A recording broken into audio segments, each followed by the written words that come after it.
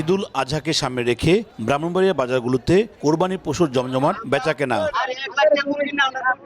ক্রেতাদের আকৃষ্ট করতে দেশি শাহিওয়াল, কঙ্কড়াস fighter, Nepali Gir, western Friesian, উরবারি ষাঁড় ও মহিষ সহ বিভিন্ন জাতের গবাদি পশু রয়েছে। প্রাকৃতিক উপায়ে স্বাস্থ্যসম্মত খাবার দিয়ে মোটা তাজা করছেন খামারিরা। হাটের পাশাপাশি খামারেও বেচাকেনা করছেন তারা। গোখাদ্যের দাম বৃদ্ধির কারণে খামারগুলোতে পশু উৎপাদন কিছুটা কমেছে, যার প্রভাব পড়েছে কোরবানির হাটে।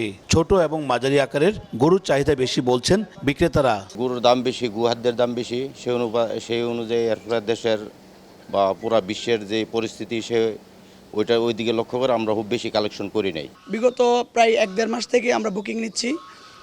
আমাদের ফার্মে প্রায় 40 থেকে 50% গরু অলরেডি বুকিং হয়ে গেছে। ইন্ডিয়া থেকে গরু আসে, তো ওই যে প্রতি বছরই আসবে না, কিন্তু ঈদের আগ মুহূর্তে গিয়ে ইন্ডিয়ার থেকে গরু আসে।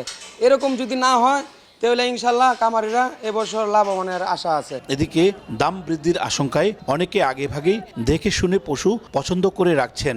তবে এখনো দাম নিয়ন্ত্রণে আছে বলছেন ক্রেতারা। গরুর দাম মোটামুটি এখনো নিয়ন্ত্রণে আছে। কিনা এবং বেচার জন্য অভিভাবকের জন্য সুবিধা